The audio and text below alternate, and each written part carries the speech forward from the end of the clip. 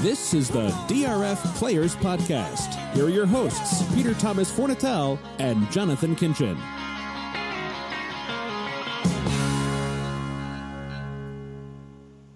Hello and welcome to the DRF Players Podcast. This is the Tuesday, October 16th, 2018 edition. I don't know. I think it's something like show 374. I forgot to check today, and I'll tell you why I'm not looking as we talk in a second. I'm your host, Peter Thomas Fornatel, back with you from the Brooklyn bunker. Got a couple of special guests who will be joining. JK off today, working on important World Horse Player Tour business. So I gave him the day off. Might give him next Tuesday off, too. Have a fun idea for that show. Before we dive in today, I just want to complain. I'm sure you can relate to this, folks. Technology today, the bane of my existence. I know it's been bugging folks back at the DRF offices in New York today. As you may or may not know, I recently, out of my own pocket, I might add, spent a lot of money on some fancy audio recording equipment. You didn't get to hear it last week when I was away at the hotel in London, but I did have it previously. It was sounding good. The show was sounding good, and I'm really excited. I even just got the last piece of the puzzle, one of these exciting like extender arm things to hold the fancy microphone right in front of my face while I do the show. Well, there is one thing you need in order to use the fancy recording audio equipment, and that's internet. And due to various street work, lots of street work happening in my neighborhood over the last few months in Park Slope, Brooklyn, frequently, as Jonathan Richman once said, bringing the smell of 1890 to the breeze. Well, apparently, it's not just the olfactory that's being affected, but internet service in the neighborhood. Lots of outages the last 2 days, which make a freelance writer, editor, and broadcaster's job really difficult. So the reason we don't sound very good, the reason I sound like I'm in a tin can, I'm holding my cell phone up to my head like it was 2003 or something. And so anyway, that's my rant, my rave, and my apology for the course of the next 57 minutes. But we're going to have a particularly great show. I have this new gimmick. You're going to notice it this hour. You're going to notice it next Tuesday as well, where instead of being a good friend and just calling my friends and talking to them, I'm now doing that, but recording them at the same time and using them for episodes of this podcast. So it's my little gimmick, maybe not the best friend, but I am a good broadcaster, and you will get to be the beneficiary of hearing some of these friends talk, because if you're a horse player, you're going to want to hear what they have to say. First man up is one of our most popular guests. I'm going to say this a few times in the next couple of weeks, but one of the most popular guests we've ever had on this show. He is the author of Betting with an Edge, a book that's almost a year old at this point, professional horse player advocate. He's not the people's champion, but he is a man of the people. He's Mike Maloney. Mike, how are you today? Good morning, Pete. I'm well, and I appreciate the man of the people. That's high praise. You wrote your own intro today, unwittingly, as we were chatting before we came on air. We haven't talked in a while. You haven't gotten a chance to talk to the audience in a while, since really the fairly early days of the book coming out. Just curious, how has your experience been with the book? Has it changed your sort of daily life in any way, your social media life in any way, and any news to report in general? Not really, Pete. I've gotten a lot of great compliments about the book, and maybe the people that don't like it avoid me. But I don't think I've gotten one of those yet. But a lot of great comments. Usually falling into one of two categories is I really like the stories, and it made the stories about you and your dad at the track made me think of my time with my dad or my uncle or my grandfather that was spent around the track. Or the second comment will be, the information on bet structuring was really helpful, and money management, and it made me think about what I do and help me improve my results a little bit. So both of those make me happy. And, I'm eternally thankful to you for all the work you put in on the book to make it, come out as well as it did.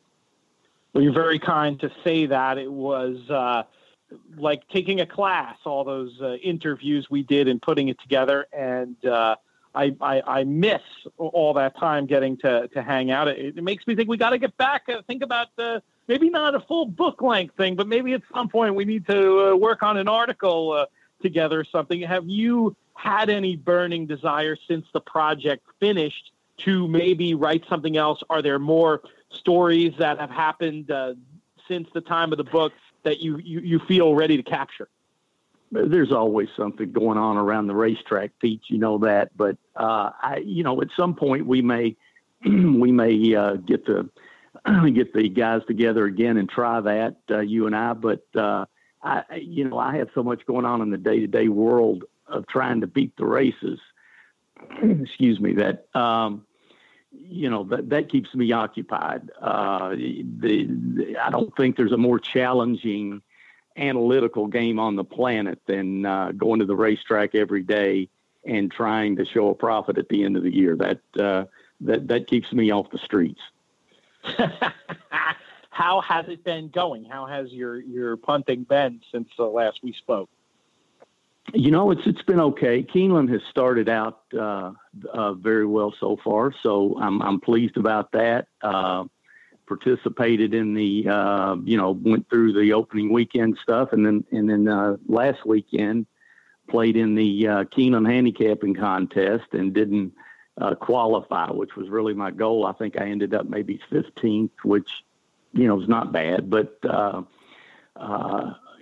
that's always fun. The contest world I have to pull myself back from, because every time I hang around with JK and all the guys from around the country that are contest regulars, every inch of my competitive being wants to follow them along to the next site and get it on again. So, but unfortunately, my day-to-day workload doesn't really allow me to do that, and I've made the business decision not to chase that. But I really enjoy those contests, and they're a ton of fun. And also want to give a shout out to I know a podcast listener, Sean Borman, for his victory on Friday.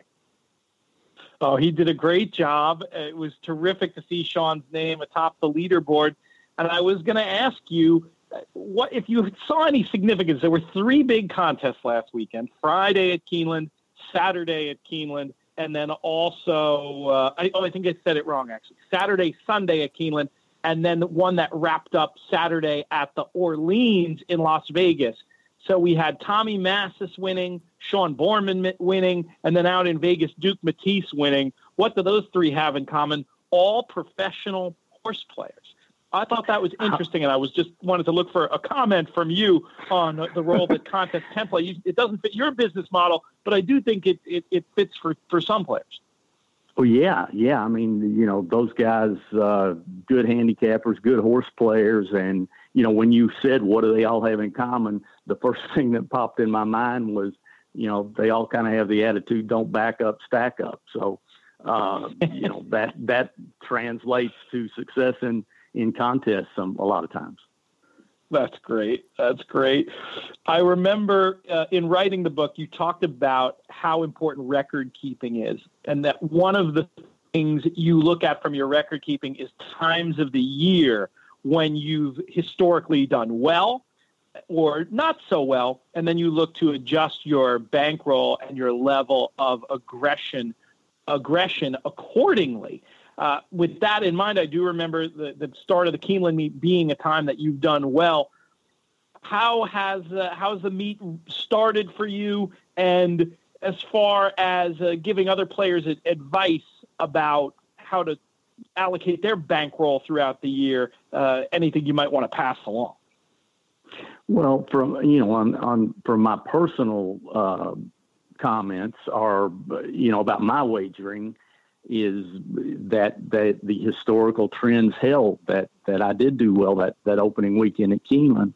And historically, those are my most likely win days for the year. Those, the 6 days that are opening weekend and the 2 meets at Keeneland each year. And I don't totally know why it's opening weekend, but that's one thing I try to get from my record keeping is that information. There are times of the year, August, for example, is historically weak for me. So, why is that? I don't totally understand it, but I think I get a little spread out at that time. I get distracted by Saratoga. I get distracted by Del Mar. There's just so much good racing that I'm interested in. I think maybe I don't have enough focus on any one track at that time, and maybe that weakens my play. But, the advice that translates into for all players, I think, is just keep those records and then, do some analysis of what those records are telling you, and you keep that in mind and see if for you, like it has in my case, if it actually translates into, percentage of actually doing well or doing poorly on certain days or certain months. And, I think maybe a lot of times we don't even realize that those reasons that are in place in our play, but the record keeping and the analysis of those records pointed out to us. I think the idea of self-analysis is something I really picked up on from you in working on Betting with an Edge together. I think it's very natural as a horse player. It's important to be able to turn the page literally and figuratively and not let a mistake infect your play, whether you're talking about a contest or cash play. But I think sometimes players can be a little too quick to turn that page and then never think about it again. Whereas I believe that the right type of looking back, the right type of analysis of mistakes can be your best teacher. How important is it for you now, as long as you've been playing, to continue to do that type of self-analysis? And how do you know where to draw the line to say, okay, let's leave the past in the past and look to the future? Yeah, I have learned a lot. I'm always fascinated with very successful traders in different markets, stock market, for example. I've stolen some ideas from what I've read about some of those very successful individuals. And what a lot of those traders will say is that after, whether it's successful trade or a non-successful trade, they're always analyzing how they approached it, and could they have made more on a successful trade, and could they have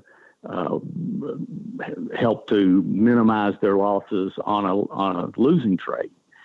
I think the same thing applies, because that's all we're basically doing. We're making a bet. We're making a short-term investment. We're weighing the risk versus the reward and making a decision, and then sometimes putting more capital at risk dependent upon how sure we feel about that opportunity. So same thing that a trader does. And, I think that the traders are right in the way that they approach it. They spend a lot of time and have software developed to help them analyze their trades. I think we're a little behind the curve as horse players in that type of thinking, but I think it's very helpful to us. Yeah, that's a great analogy, and I think it speaks to the point that it is an underappreciated idea that more players should take a little bit of time with.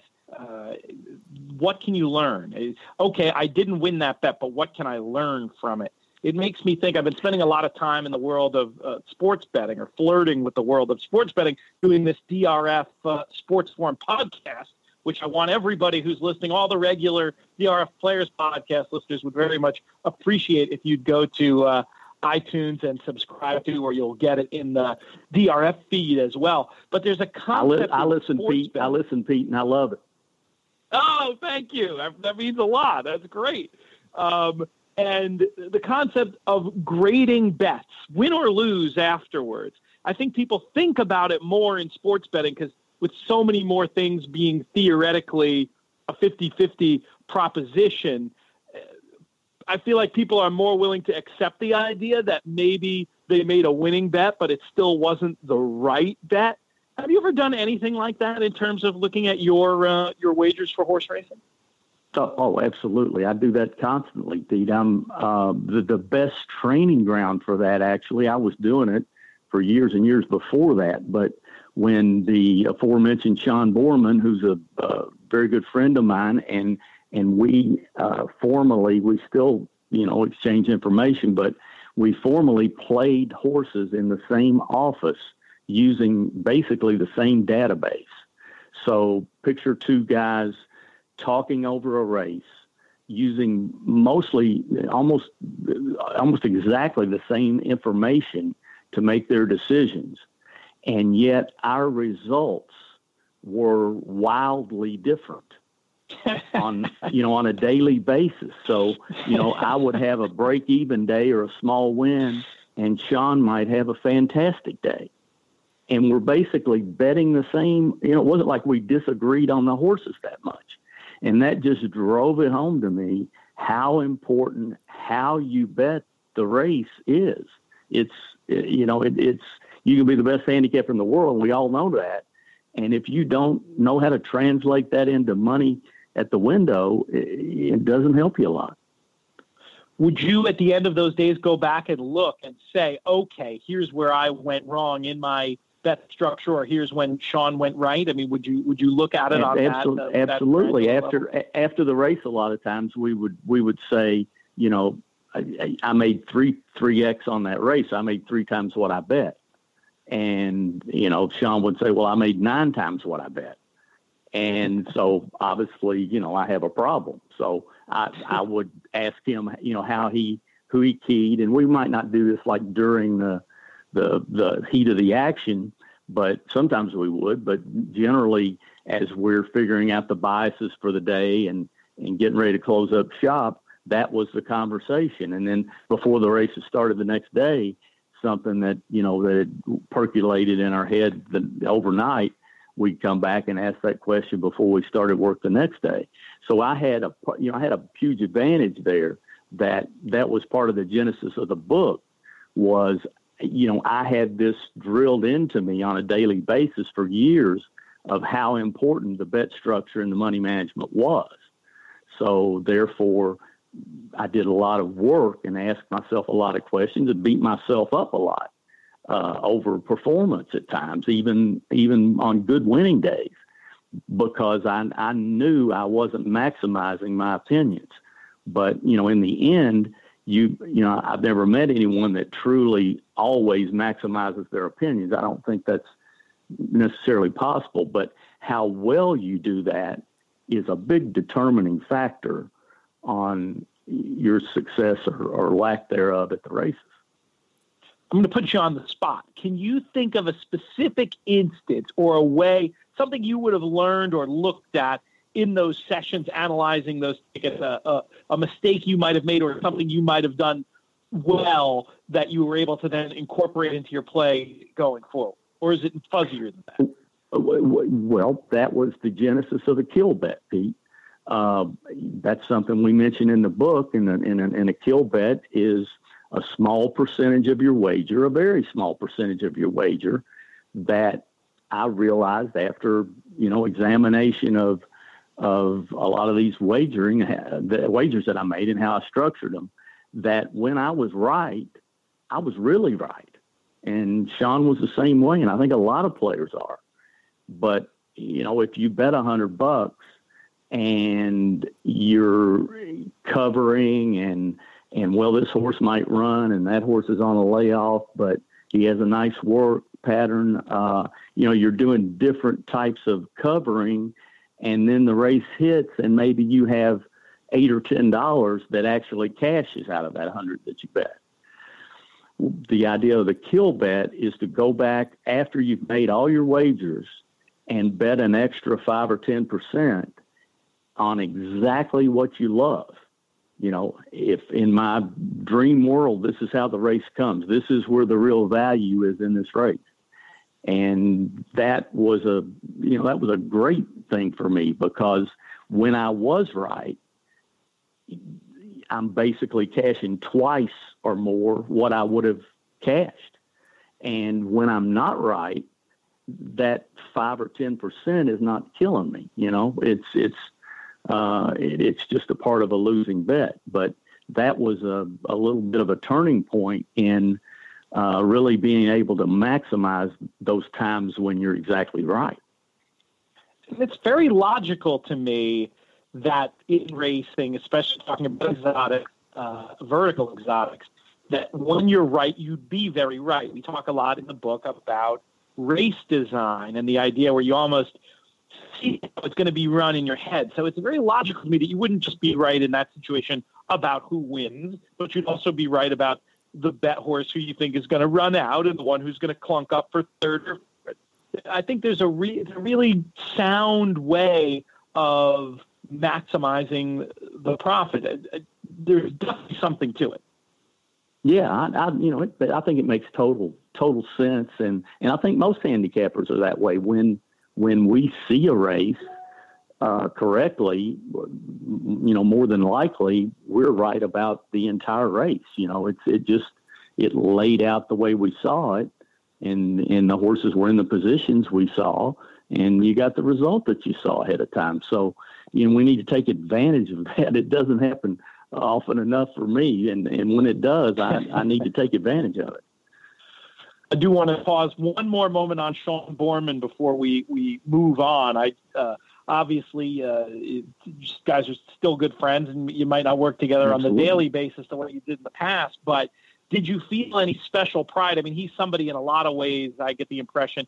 I guess if you didn't literally bring him into the game, you certainly helped mentor him to get to the point where he's at now, an accomplished player in his own right, incredible run of winning years, and an NHC qualifier, and now a Keeneland contest winner. Did you feel any special pride seeing his name on the top of the leaderboard? Yeah, I felt a ton of pride because, I've said before that John's somewhere between a friend and a business associate and a son to me. So I felt a ton of pride and happiness for him.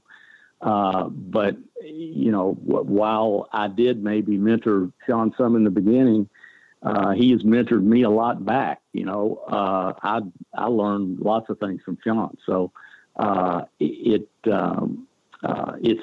a mutual give and take between us. And I think that's another thing I'll touch on real quickly is I really believe in surrounding yourself at the racetrack or in any endeavor with the right people. I think there are people that are poison at the track that I'm not saying they're terrible people. I'm just saying they lead to distraction. They lead to maybe they do the same thing wrong for the last 15 or 20 years, and they refuse to change it. And for whatever reason, and they constantly complain about everything, and they just don't bring a lot of actionable ideas to the table. And while they may be a nice person, if you're at the track to be serious, you might want to have, someone at your table who is serious about the game and wants to learn and is working toward that goal that, might say something that pushes you in the right direction. So, I think that's important too, is there's a lot of people at the track you can learn things from. One of the great things about going to a handicapping contest is if you're having a drink at the bar, the guy sitting next to you is likely to be a horse player, and there's probably something you can learn from that guy. That's great. And I do believe that the company you keep is very important. We've talked before, and I'm going to talk again in an upcoming podcast about what I see as the importance of networking. And yet we still both hang out with JK, Mike. How do you explain that? Well, I hear he's pretty good at picking football, so that's my reason. I don't know what yours is. before I let you go, I do want to spend a few minutes, the actual genesis to that. Oh my gosh, I haven't talked to Mike in too long. We haven't had Mike on the show in too long. This story about Naira and these two creative and Beth, I applaud the idea of there was the international one with the Longchamp last weekend, or a couple of weekends, 2 weekends back now, and then this past weekend the bet with Yonkers. It turned out there was some issues with the tote system, and Naira, I was very gratified to see doing the right thing and paying out, but also refunding. It just made me think about some of the experiences you'd had with pass posting, Mike. I was just curious if you had any comment about this Naira situation or any thoughts in general about pass posting in 2018. For those who don't know, there's a whole chapter in the book that details Mike's adventures or misadventures in this world. Well, when you ask me that question, and I know that you'll have to stop me. You will have to physically say, Mike, no more time, shut up. We do have another guest due to come on in about 5 minutes. I know, and I feel sorry for that guy.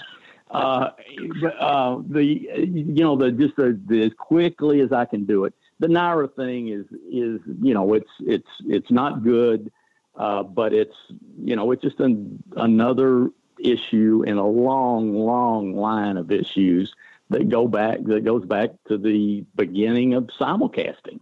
And the key point to all this is that simulcasting came in and was expected to be 1% of wagering, and therefore the tote system that was in place was kept in place. They didn't build a new tote system for simulcasting, and then simulcasting became 10% of the handle, and then it became 30% of the handle, and racetracks are making money hand over fist. It's basically found money.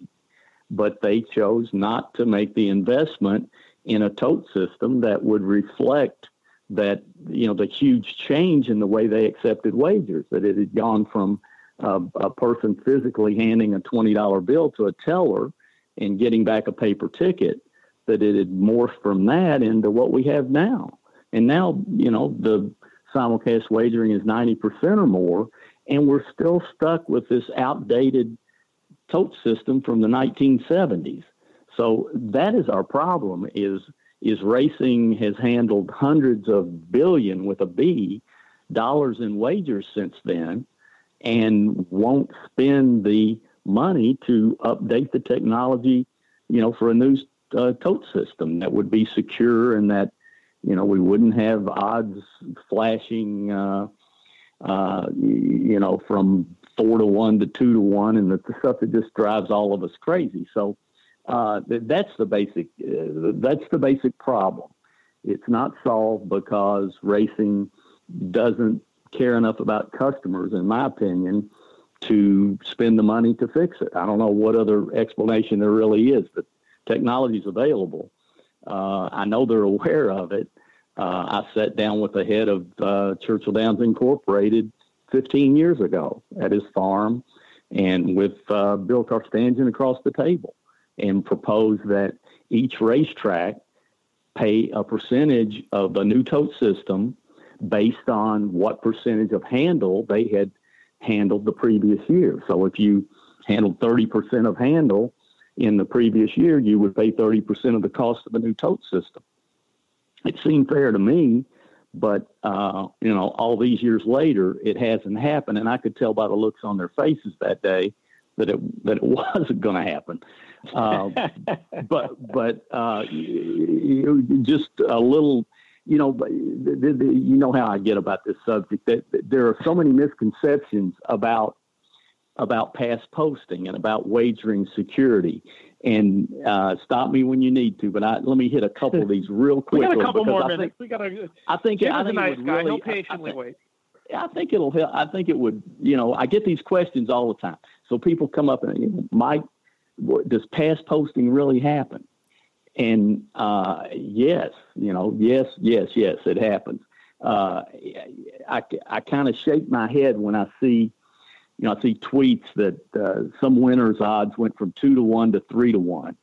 So the tweeter is saying, shut up, all you past posting conspiracy theorists. like that proves something about past posting. Of course, it doesn't. But there are horse players, especially younger horse players, that they wonder, they don't really understand past posting, and they don't even, they're not sure that it actually happened. So let me set the record straight and just say there are dozens of documented cases of past posting that the tracks have admitted to. And, for every one that they've admitted to, I promise you there are at least dozens for each one that they haven't admitted to, that we never hear about, maybe hundreds that we never hear about. And, anyone that doubts that there's problems with the tote system, you had the Breeders' Cup betting scandal. Everybody knows about that, but a lot of people don't know that the same group that perpetrated that, they stole over $100,000 out of a Belmont Pick 6 a few days before that. They were taking money out of Pick 4 pools. They even had scams for vouchers. That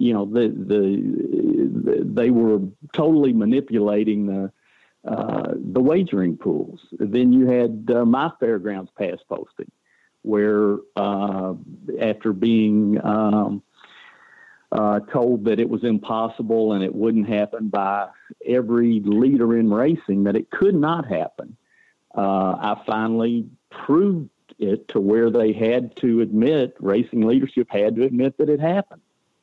I still have the tickets from that day, and what really became of that was no consequences for any track, no consequences for any tote provider, but racing leaders in a couple of states coming after my racing license. And that's a good place to connect it to the modern story. I did think it certainly represented progress. Here you also had a horse player Samaritan pointing out that this was a problem, not somebody looking to somebody who could have theoretically taken advantage of it. Exactly. I never cashed a winning ticket from a past posted race. I immediately, even while those races were in progress, I alerted the people that needed to be alerted. But it was maddening because just, from a person, I can tell you this for a fact because I was involved in it. The Fairgrounds pass posting scandal was reported to the Kentucky Racing Commission and the Fairgrounds Racing Commission, and there was never a word, there was never a press release, there was never any mention of it in racing press or racing media for 8 days.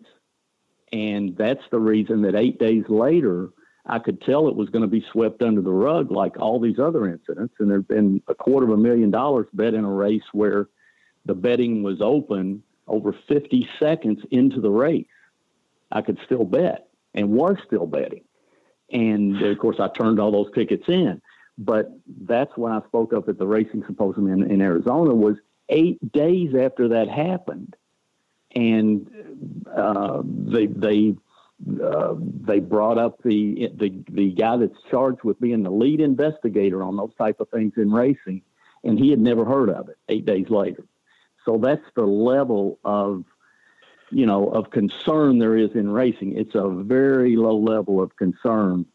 So, years after that, I think 3 years after that, there was a graded stakes race run in Southern California at a major track, a graded stakes race where you could still bet after the race was over. The horse was in the winner's circle, and you could still bet. And that's been admitted to, and that's documented in the book.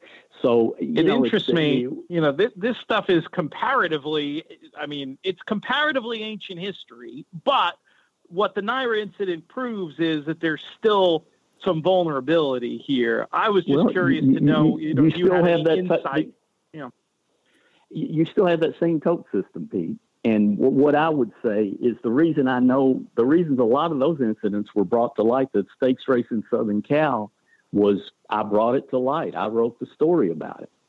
And, that happened on Saturday, and I wrote the story. And when I wrote the story, it came out on Tuesday.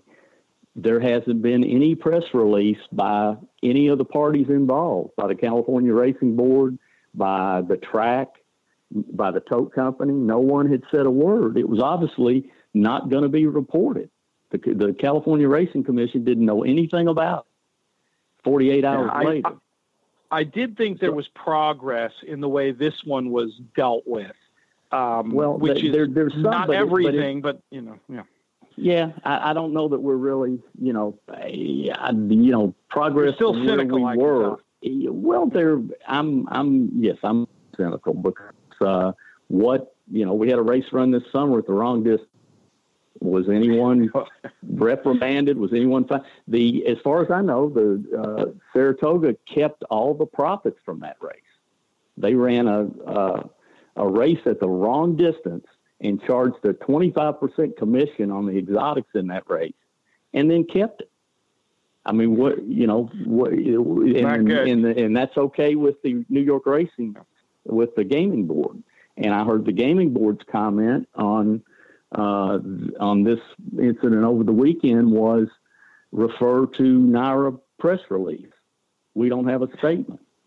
So I guess they're going to do nothing about it too. But here's the Mike. I had a host. I'll give you a second to finish up, but I will say I did have a host fail. I should have kept you for an hour to talk about industry stuff. We will get you back on to talk more about things, but I do want to give you a chance to finish your thought. I warned you about what it would be, and you knew ahead of time.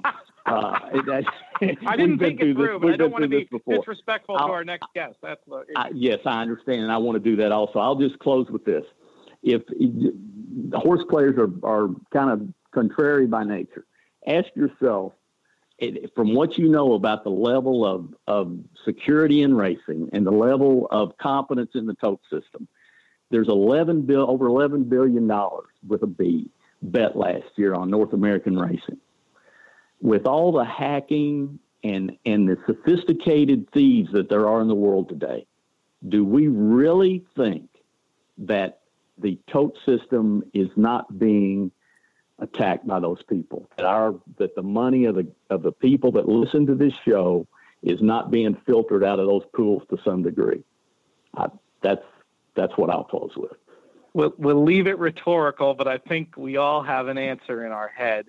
Next time, Mike, and I'll just say this out loud so we think about it. Next time I want to talk to you about what, if anything, horse players can try to do to lobby for the technology changes that I think we all believe could be helpful. But for now, I'll tell you, if you want to read more about Mike's personal story, the book is Betting with an Edge. If you want a signed one, hit me up on Twitter. If you want one right away, go to Amazon.com.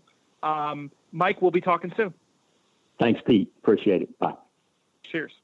And now, without further ado, I'm hoping our next guest is still here. I've known him for years. He's actually an important person in my writing career. He sort of showed me how to write a news story back at the NHC a few years ago. And he's been writing some great stuff for the Breeders' Cup about lifestyle in Louisville. He's Jim Mulvihill. Jim, are you here? I am here. Excellent. Sorry to keep you waiting there, but not at all. I'm happy to have you now, and hopefully we can keep you for the rest of the. Hour. What's going on, man? Well, quite a bit. Louisville's gearing up for the Breeders' Cup, and so am I. So things are good, though. What's happening there? Excellent.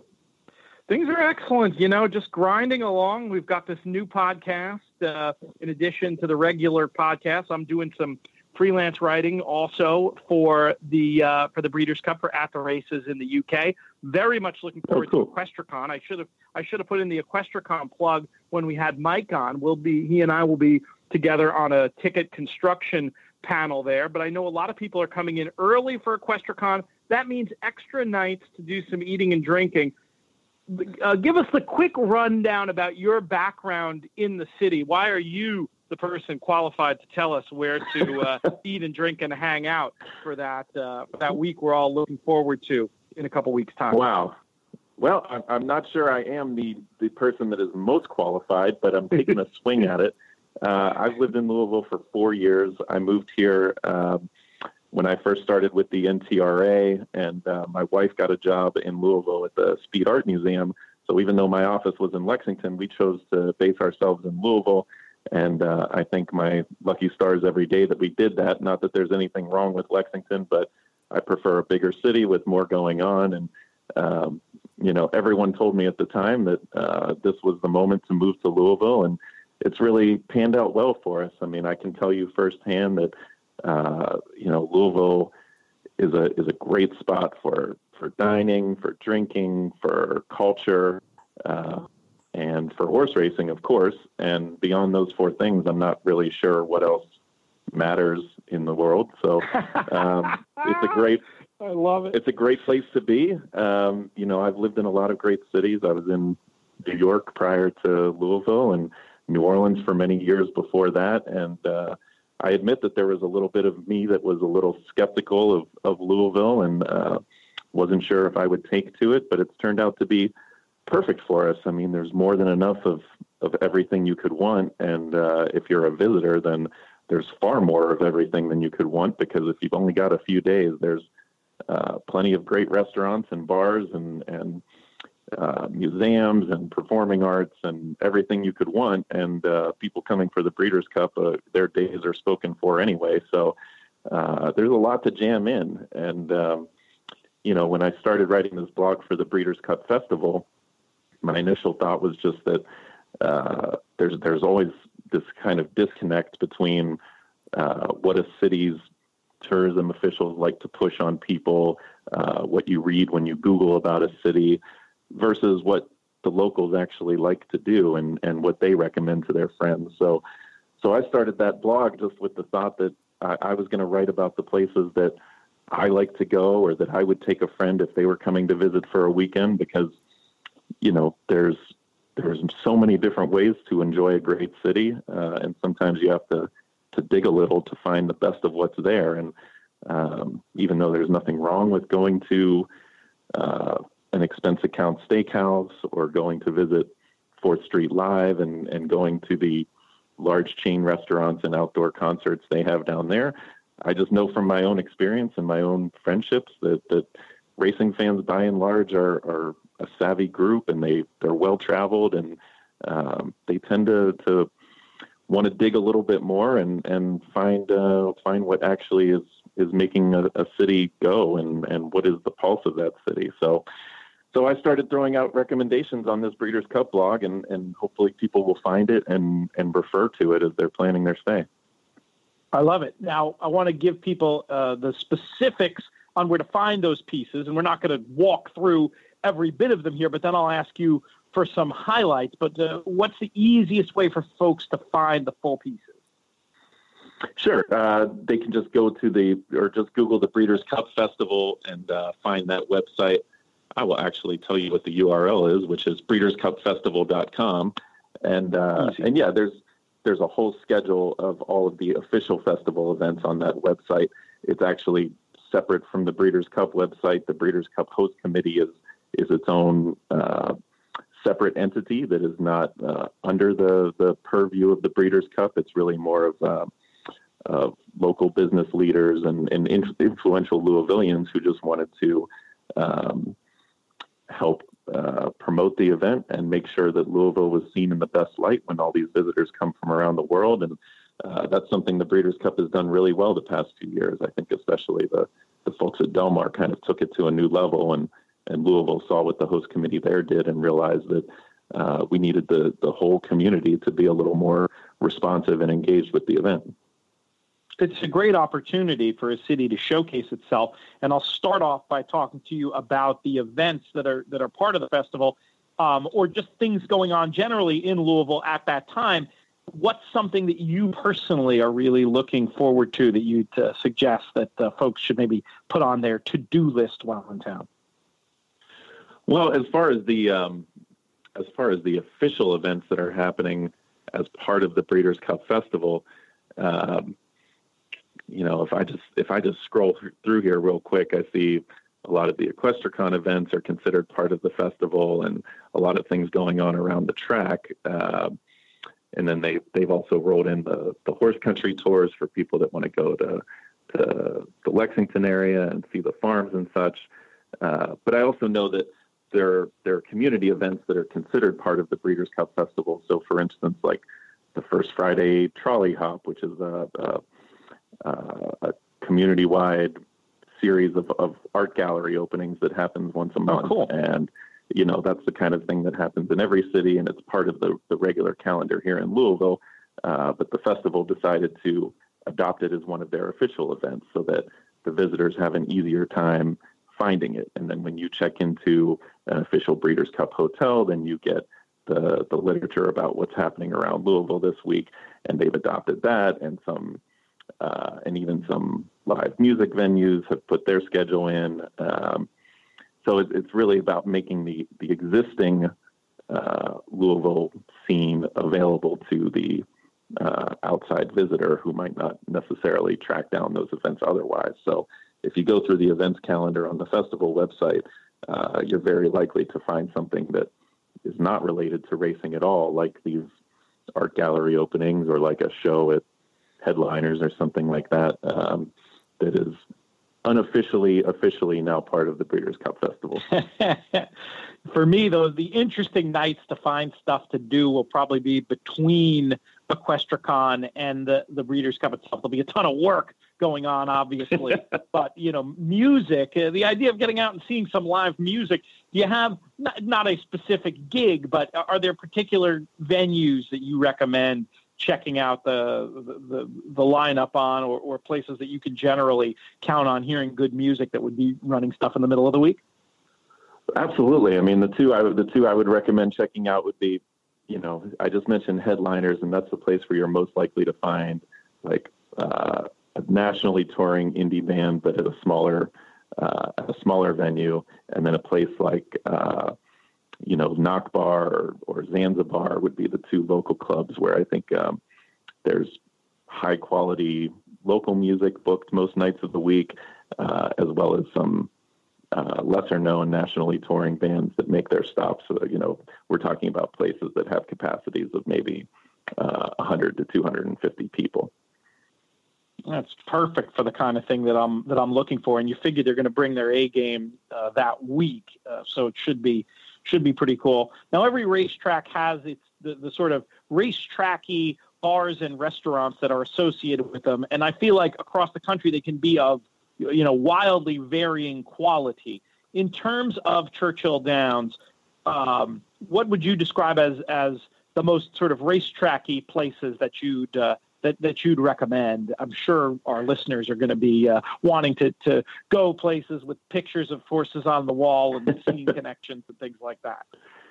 Yeah, that's a really interesting question because they're not as obvious here as they are at some racetracks, and it's kind of surprising in a way because it is a real neighborhood and the racetrack is in the middle of the city, but there isn't like one place on the outside of the property that I would say everyone goes to after the races. People disperse a little more than that, but we actually had this conversation on Twitter a few weeks ago, and I thought the best recommendation that came up was from Gary Palmisano, who works at Churchill Downs, and he suggested Pat's Steakhouse, which is a really cool kind of old school steakhouse in Louisville that has a piano bar, and it's just got a nice vibe, and that's the kind of place where people will go gather at the bar after the races. If you're looking for kind of the racetracky atmosphere, there's Jack Fry's on Bardstown Road, which has the feel of an old-timey steakhouse, but a lot of people don't realize it's not actually that old. But they took so much care into decorating the place with old win photos from Churchill Downs and old boxing photos, and all of that stuff is vintage and authentic, and it's just got a great feel to it. It's not a place that's been around for 50 years, but it feels like it's been around for 50 years. And that's a place that people love to go after the races as well. not a bar or a late night kind of place, but everybody knows Wagner's across the street from Churchill, and that's a place that I think most of your listeners probably have gone if they've been to Louisville before. It's always crowded Derby week, and that's a place to go and just get a good greasy diner breakfast after training hours and soak up the vibe. And they've even got a pharmacy connected to the back of the restaurant where people can go and get their horse supplements and buy a racing form and such. Yes, I think that was the first time I ever saw JK's hero, Bob Baffert, in real life, was at Wagner's pharmacy, which is quite logical. I'll ask you for some specific recommendations based on my own needs and taste, and we're going to go in the drinking direction for this one. Excellent. So in terms of whiskey, it seems like there are a lot of very commercial, connected, interesting places where you can sample Kentucky's finest. And I'm sure I will find my way into, I'm staying at the Galt House, the Media Hotel, and I'm sure they're going to have some stuff. But is there an off the beaten path place in terms of either a selection of a big selection of whiskey or a well curated selection somewhere to see what's going on with the local bourbon and rye? Because I certainly need to find a couple of places to sample some of that while down there. Yes, I've got a place that has Pete Fornatal written all over it. It's called Haymarket. It's called Haymarket, and it's downtown, but a little bit away from the skyscrapers and business districts, sort of downtown. It's actually on Market Street on a block where there really isn't much else going on. It is a dive from the outside, and it's a dive on the inside as well.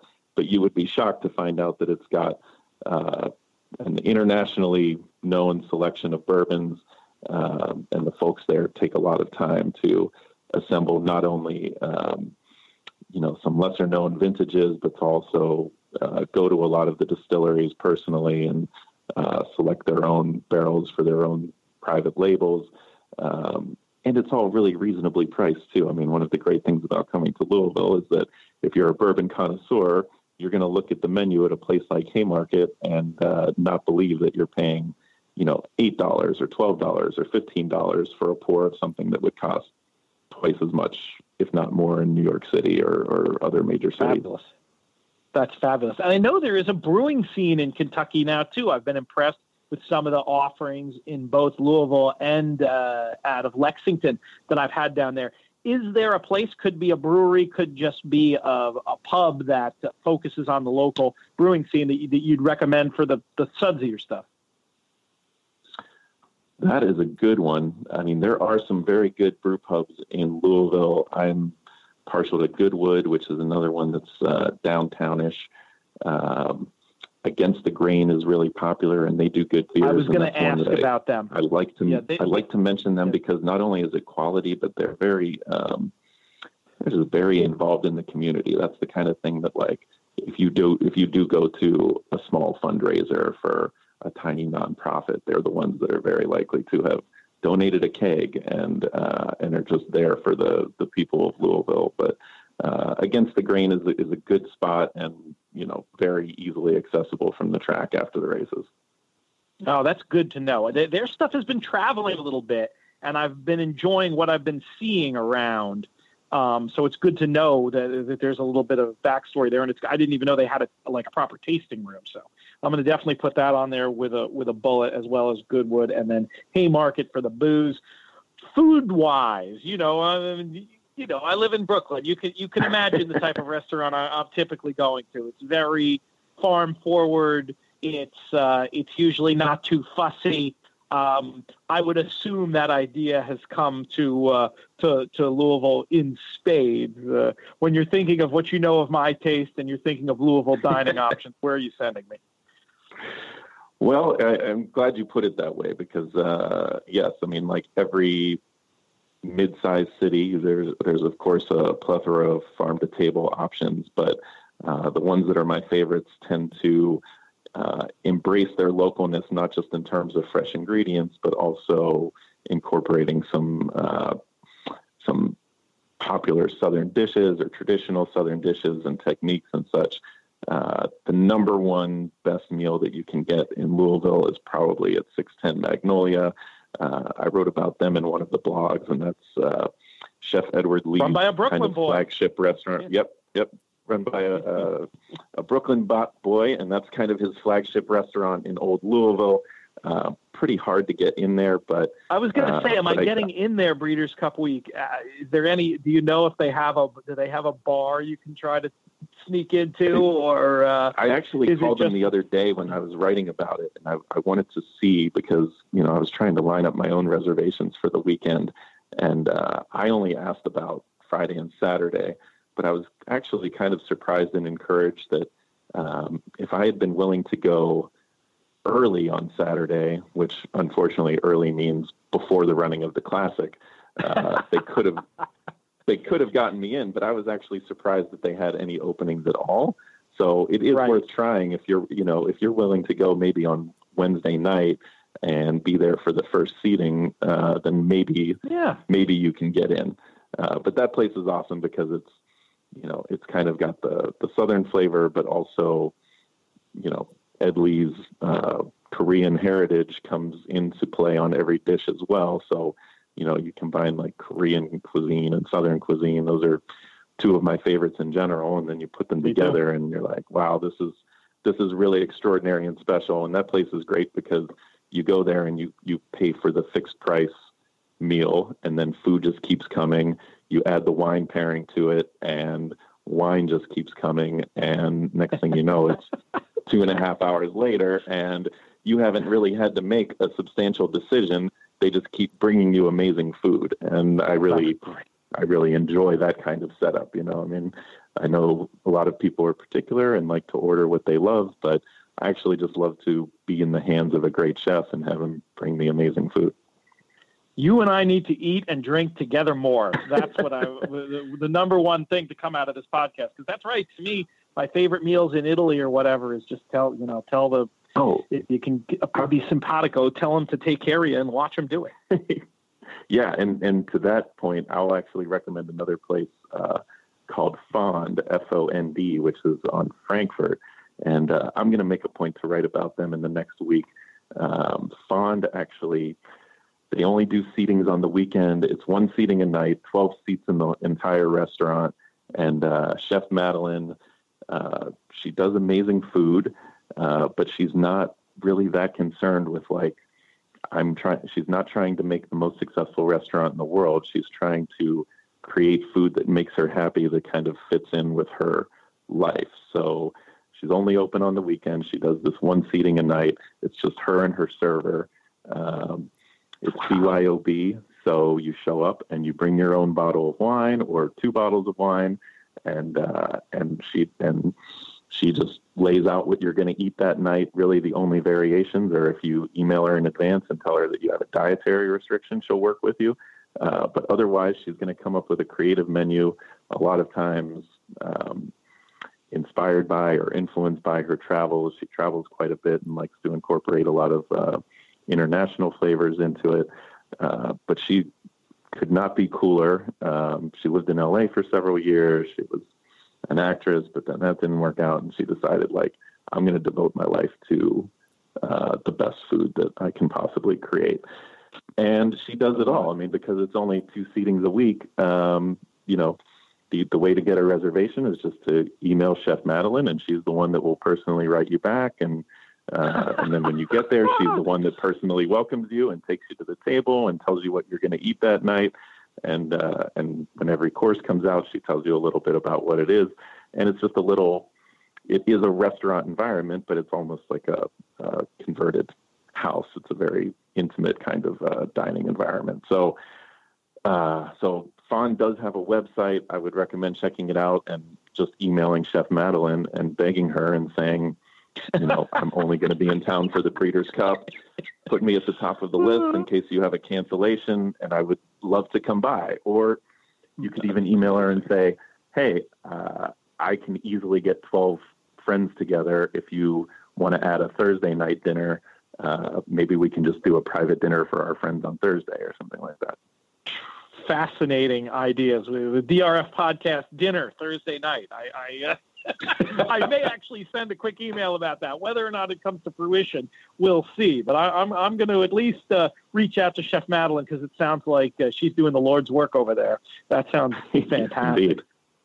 We are just these about are the kinds of things that I love about Louisville. You know, it's like, it's a cool scene. It's intimate. It's everybody knows each other, but it's still world class at the top level.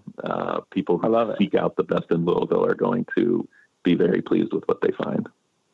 Well, I always knew you of a man of taste, but I was very intrigued by somebody who had spent so much time in New York and New Orleans. Obviously would be on the short list of the great eating cities in America and the world at large.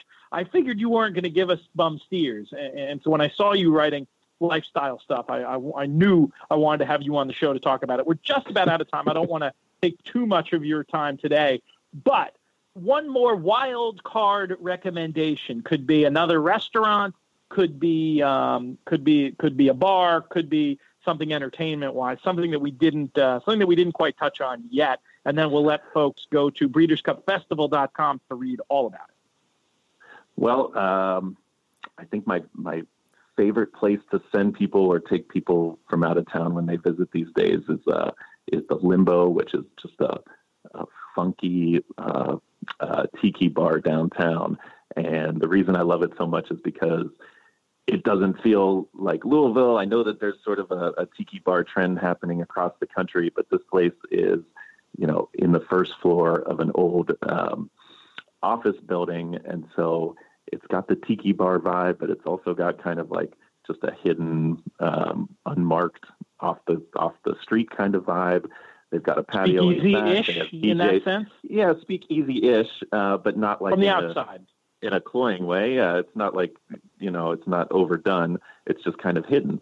But they have DJs late at night on the weekends, and it's just the kind of place where you're like, oh, like, this is where all the cool people in Louisville are hanging out. And I don't mean me. I mean, I walk in there and I'm like, oh, thank God I heard about this, because I get to be around people who are like way cooler than I am. But not cool enough. But that's like we wouldn't be cool enough on our own.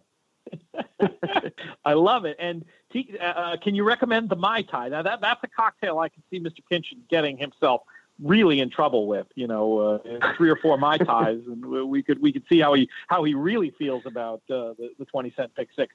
But have you had the Mai Tai there? I have not had the Mai Tai, but I've had several concoctions that I couldn't even tell you what the names of them are.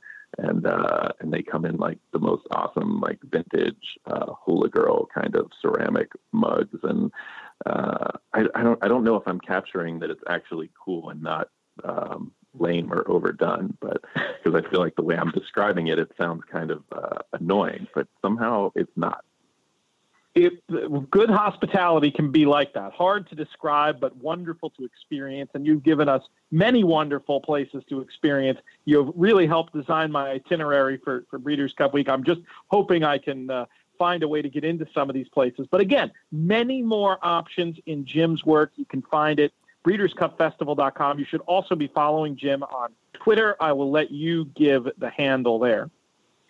Yes, my Twitter is your friend Jimbo.